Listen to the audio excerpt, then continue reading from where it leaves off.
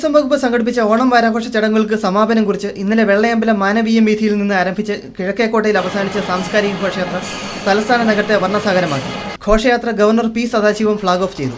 ഫ്ലോട്ടുകളും അത്രയും തന്നെ കലാരൂപങ്ങളും അണിനിരന്ന ഘോഷയാത്ര നാടിന്റെ സാംസ്കാരിക വൈവിധ്യത്തിന്റെ ഒരു നേർപതിപ്പായി മാറുകയായിരുന്നു. 3000-ലേറെ കലാകാരന്മാരാണ് ഘോഷയാത്രയിൽ അണിനിരുന്നത്. കുട്ടികളുടെ റോളർ സ്കേറ്റിംഗോടെയായിരുന്നു ഘോഷയാത്രയുടെ തുടക്കം. പിന്നാലെ ഓണപ്പൊട്ടനും ഓണത്താറുമെത്തി.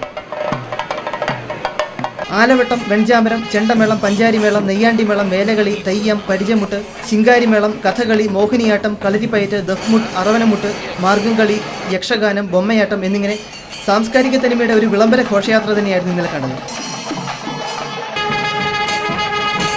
ഇതര സംസ്ഥാനങ്ങളിൽ നിന്നുള്ള കലാരൂപങ്ങളും ഘോഷയാത്രയിൽ ഭാഗഭാക്കായി.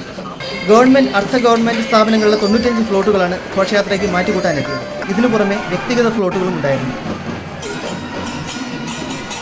വൻ ജനക്കൂട്ടമാണ് വെള്ളയമ്പലം മുതൽ കിഴക്കേക്കോട്ട വരെയുള്ള വീഥികൾ ഒഴുകിയെത്തിയത്.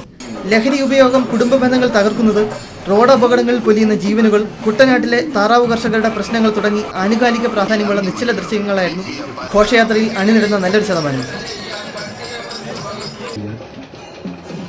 ISRO, ജാഗരൂപരായ പോലീസ് സേന, BPL കുടുംബത്തിന് സൗജന്യ കുടിവെള്ള പദ്ധതി, ജിയാക് ആരോഗ്യ ഇൻഷുറൻസ് രജിസ്ട്രേഷൻ തുടങ്ങി വിവിധ വകുപ്പുകളിലെ നിശ്ചല ദൃശ്യങ്ങളുണ്ടായിരുന്നു.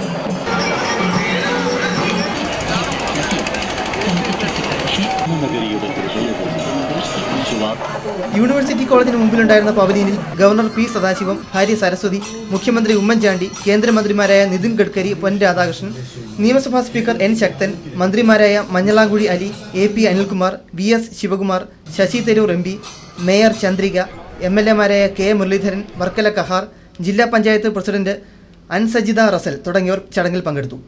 7 ദിവസം നീണ്ടുനിന്ന 29 വേദികളിലായി നടന്ന ആഘോഷ പരിപാടികൾ 5000-ലേറെ കലാകാരന്മാരാണ് ആസ്വാദകർക്ക് ദൃശ്യശ്രവ്യ വിരുന്നൊരുക്കിയത്. ഓണാഘോഷ രാവുകൾക്കായി ഇനി ഒരു വർഷത്തെ കാത്തിരിപ്പ്. News desk, Doordarshan.